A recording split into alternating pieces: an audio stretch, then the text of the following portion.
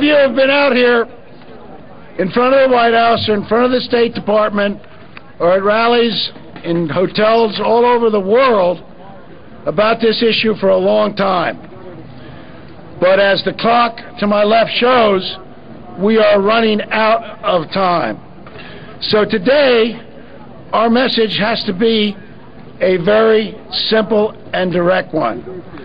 Today, we are fighting not only to protect 3,400 innocent people who relied on a specific promise made to each and every one of them by the United States of America, but we are fighting to uphold this country's honor. Your signs and your banners say, President Obama, uphold America's honor. We should, we must, it's the right thing to do, and the time to do it is today. The President should deliver a message to Prime Minister Maliky loud and clear that we intend to make sure that the residents of Ashraf are protected, not just with observers, but people who are in a position to protect them if need be. That's the message, and it has to be delivered as clear as we can.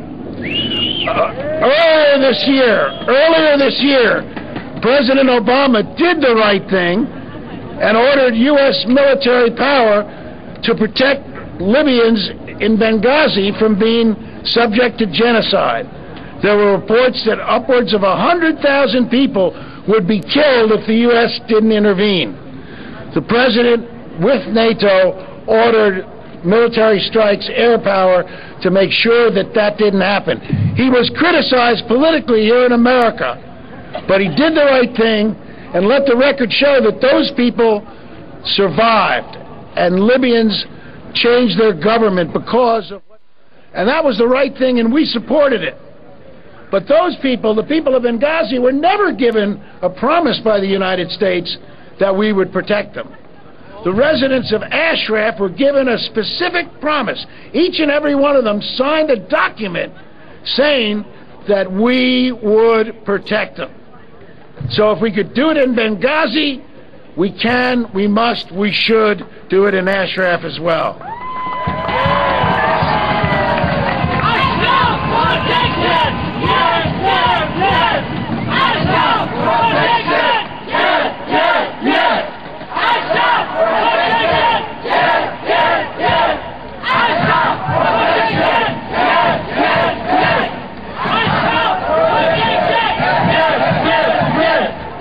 And I have a question that I'd like the President to ask in the next day or so to Prime Minister Maliky.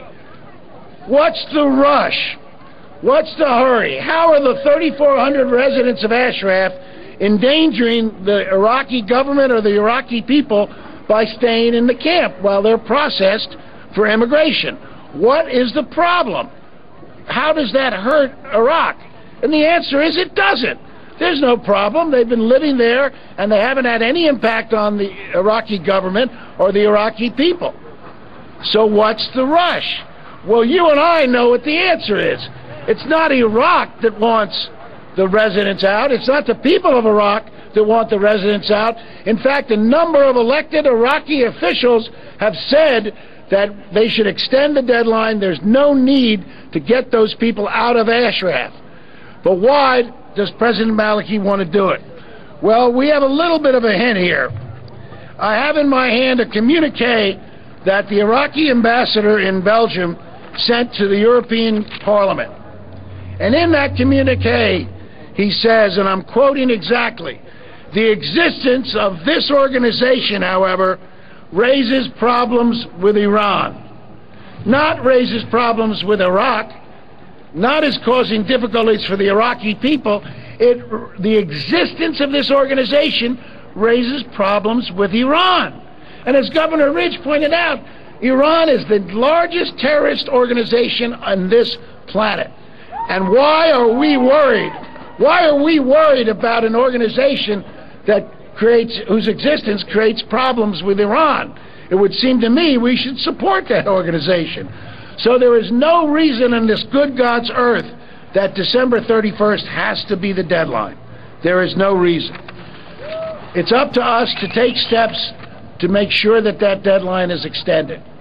Now, I have had many conversations recently with a variety of State Department officials, and each and every one of them tell me, no, the deadline will be enforced. No, the people will be relocated out of Ashraf. No, you don't have to worry because we have assurances from the Maliki government that the people will be protected.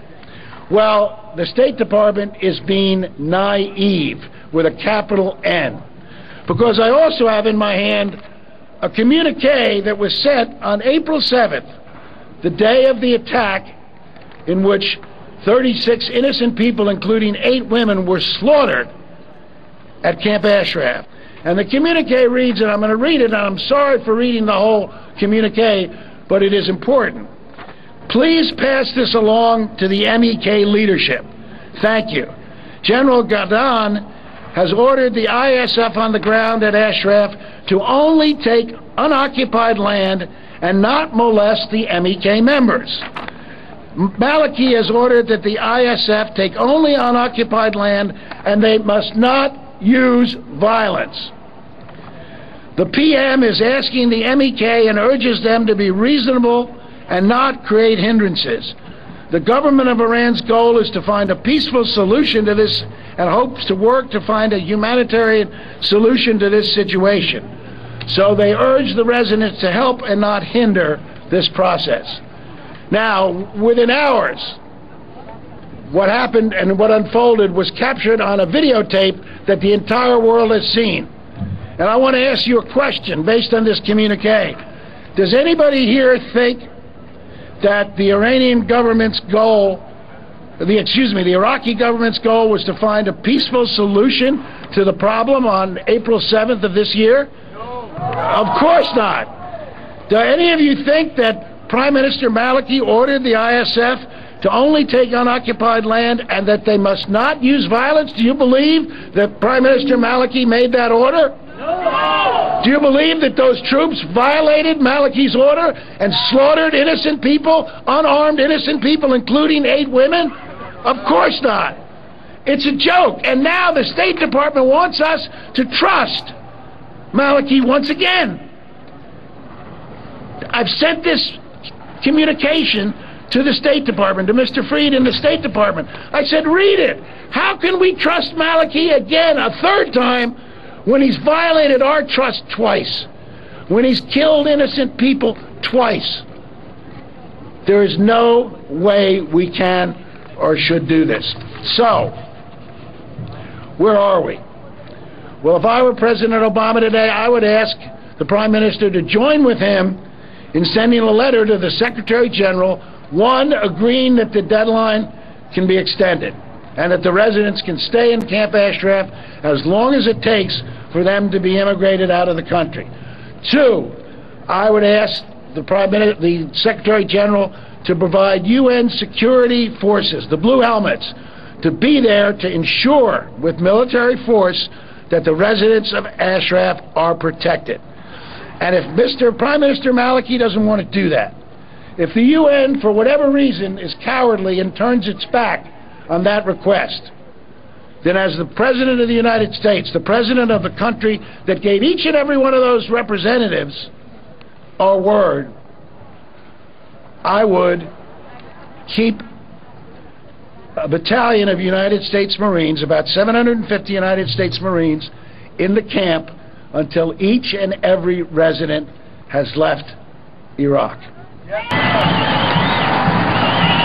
In the end,